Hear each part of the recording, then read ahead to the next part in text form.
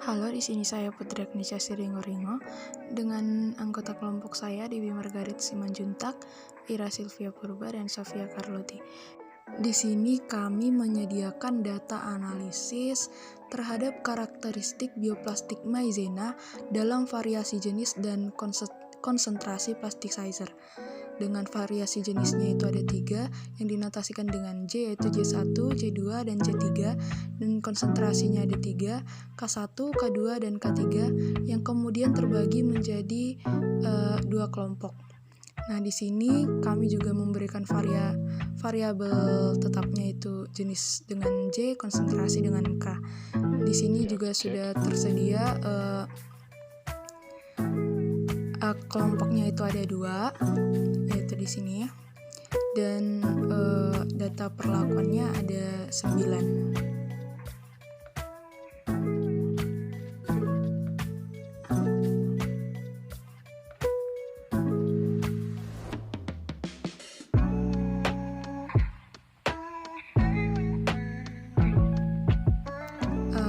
Langsung saja kita akan melengkapi data jumlahnya, yaitu menggunakan rumus Excel sama dengan sum, blok data kelompok 1 dan kelompok 2. Begitu juga dengan rata-ratanya menggunakan rumus sama dengan average. Kemudian kita bisa drag ke bawah agar melengkapi data-data perlakuan selanjutnya. Kemudian di sini ada jumlah sama dengan yang tadi, yaitu sama dengan sum. Berikutnya untuk rata-rata itu menggunakan rumus sama dengan average. Kemudian bisa di blok ke samping, di draft ke samping. Nah, di sini juga ada 32,34 sebagai jumlah rata-rata jumlah seluruh data yang akan kita pangkatkan 2, kemudian kita bagikan dengan 18 sesuai dengan jumlah data sebagai nilai dari faktor konversi. Kemudian kita enter. Selanjutnya kita ke tabel 2 arah. Di sini juga sudah saya pisahkan setiap faktornya, yaitu K1, K2, K3 dengan faktor J1, J2, J3. Kemudian kami juga sudah melengkapi data-data baik jumlah dan rata-ratanya sesuai dengan tabel perlakuan yang ada di sini, di mana kita akan membandingkan interaksi antara J1 dengan K1, J1 dengan K2, J1 dengan K3, begitu berikutnya. Kita bisa klik sama dengan, kemudian kita lihat interaksi antara J1 K1 di sini ada 3,41. Kemudian kita enter. Berikutnya interaksi antara J1 dengan K2 itu ada 4,4, kemudian kita enter.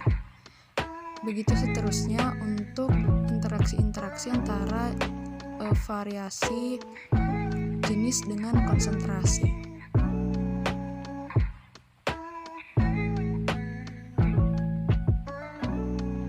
Berikutnya kita akan melengkapi data jumlahnya, yaitu kita menggunakan rumus sama dengan sum. Dengan rata-ratanya juga begitu. Di sini ada rata-ratanya tidak menggunakan rumus average. Di sini kita membagikannya dengan 9, di mana faktor J dengan faktor K itu memiliki 9 data atau 9 perlakuan. Maka kita bagikan dengan 9.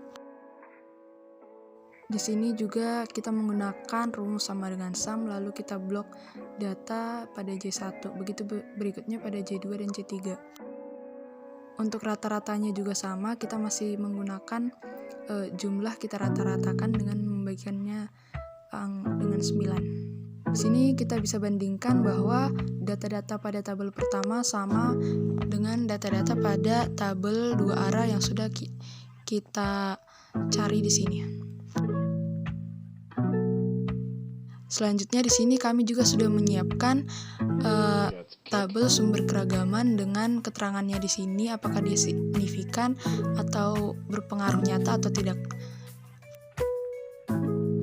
Kita akan mulai dengan mencari data pada total. Kita menggunakan rumus di Excel sama dengan count A.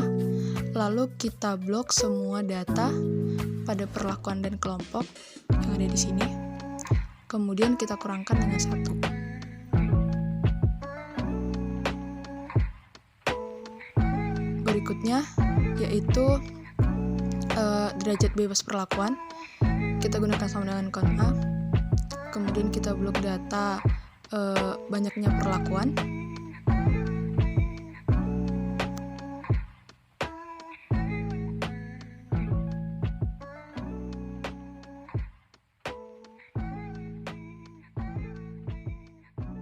Dari data banyaknya perlakuan kita kurangkan 1.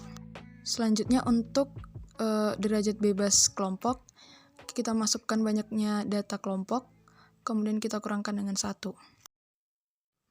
Begitu juga dengan faktor J dan K, kita masukkan banyaknya data faktor, kemudian kita kurangkan dengan 1. Selanjutnya untuk interaksi kita kurangkan data perlakuan faktor J dan K, kemudian kita enter. Selanjutnya untuk galat, kita mengurangkan data derajat bebas perlakuan dengan kelompok dan total. Selanjutnya kita akan mencari jumlah kuadrat dengan menggunakan rumus sama dengan sum square. Kemudian kita blok data pada banyaknya perlakuan, kemudian kita kurangkan dengan faktor konversi. Begitu juga dengan kelompok, kita gunakan rumus sama dengan sum square. Kemudian kita blok data banyaknya kelompok,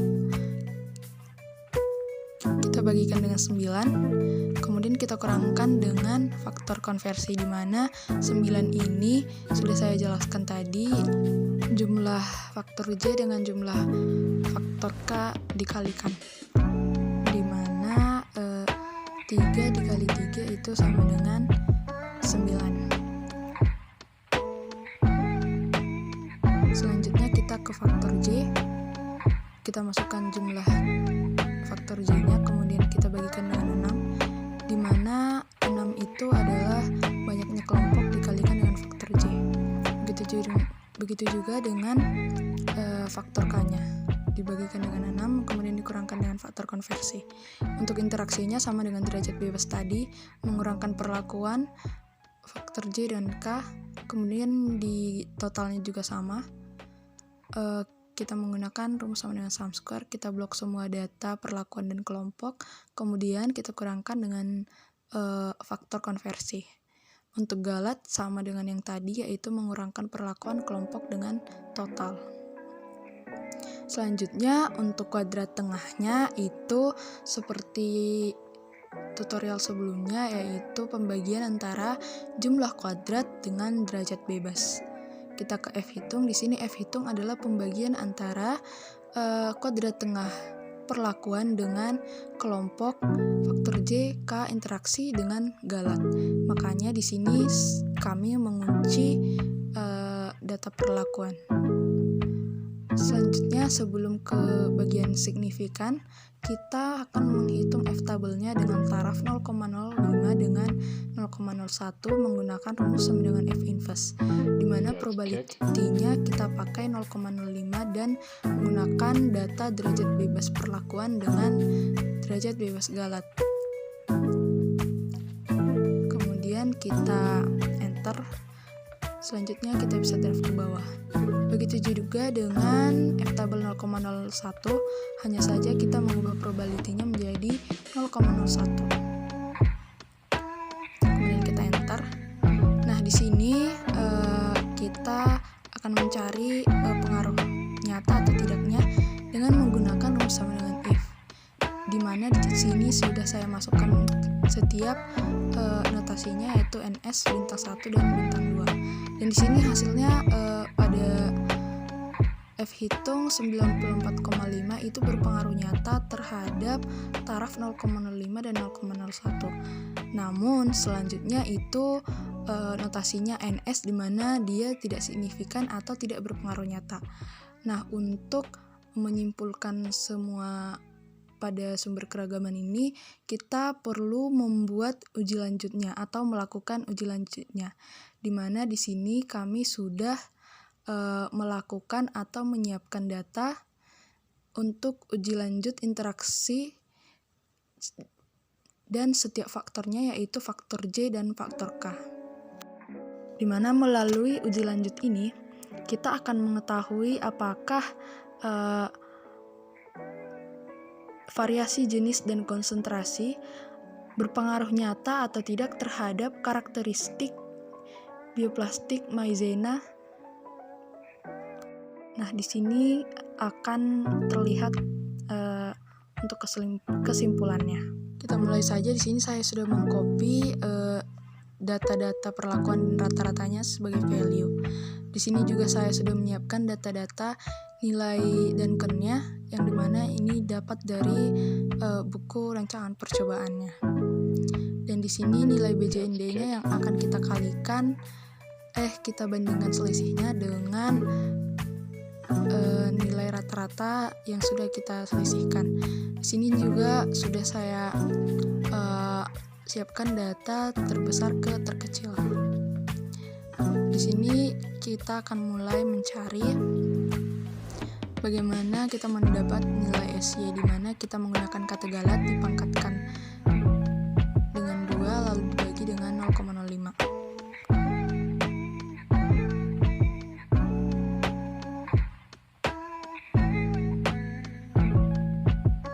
Berikutnya, untuk melengkapi nilai BJND 5%, kita gunakan perkalian antara JND 5% dengan SY. Dimana di sini kita akan mengunci nilai SY-nya agar bisa di draft ke bawah.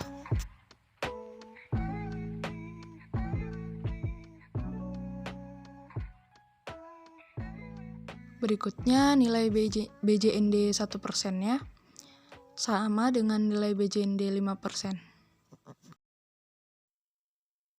Setelah kita melengkapi nilai Duncan, maka kita bisa melakukan pengurangan rata-ratanya, di mana kita akan mengurangkan rata-rata terbesar pertama ke rata-rata terbesar berikutnya dengan cara mengunci rata-rata yang pertama kita kurangkan. Di sini sudah terlihat hasilnya.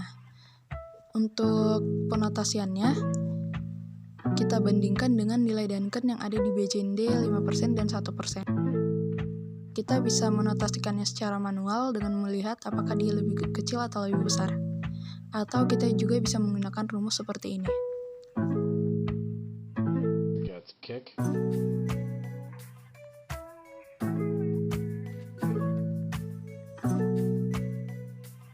Berikutnya untuk pengurangan J3K3 dengan data-data selanjutnya. Di sini bisa kita perhatikan bahwa 0, dengan 1,3 itu masih lebih kecil daripada nilai Duncan yang 3,7 dan 5, dan 6, maka dinotasikan dengan NS. Begitu selanjutnya untuk pengurangan antara J1K2 dengan data-data berikutnya. Karena di sini sudah dinotasikan dengan NS karena masih lebih kecil daripada nilai Duncan. Begitu juga dengan selisih antara data-data pada perlakuan berikutnya dengan BJND 5% dan 1%. Yang di sini juga masih sama, kita sudah mengurangkannya dan sudah dinotasikan juga dan sudah dibandingkan dengan nilai Duncan-nya.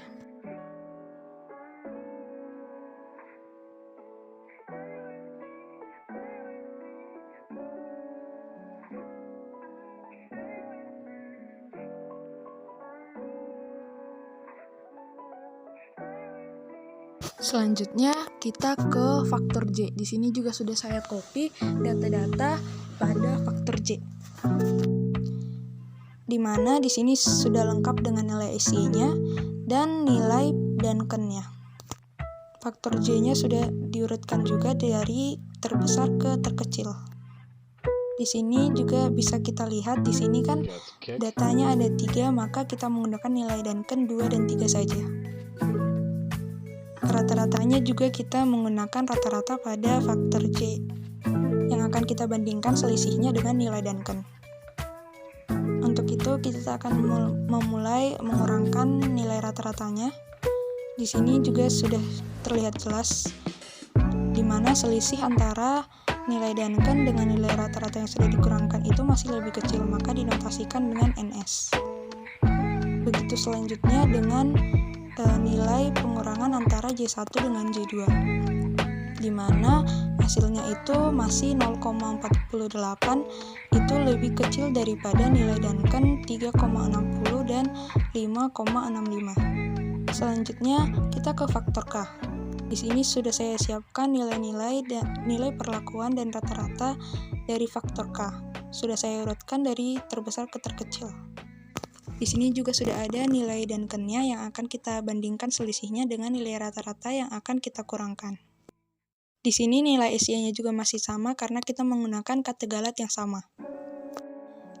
Di sini ada hasil 0,02, 0,3 dari pengurangan K3, K2, dan K1. Nah, hasilnya itu tetap notasi NS karena bisa kita lihat masih lebih kecil daripada nilai Duncan. Untuk selisih yang kedua itu ada 0,29, di mana itu sudah terlihat jelas masih lebih kecil daripada nilai Duncan. Maka dari itu kita bisa menarik kesimpulan bahwa baik interaksi faktor K, faktor J itu tidak berpengaruh nyata terhadap karakteristik yang kita cari tadi, yaitu karakteristik bioplastik maizena dalam variasi jenis dan konsentrasi plasticizer. Saya ulangi, melalui hasil analisis rancangan acak kelompok dari data ragam biodegradasi bioplastik maizena itu tidak berpengaruh nyata terhadap karakteristik variasi jenis dan konsentrasi plasticizer-nya. Sekian dari kelompok kami, terima kasih.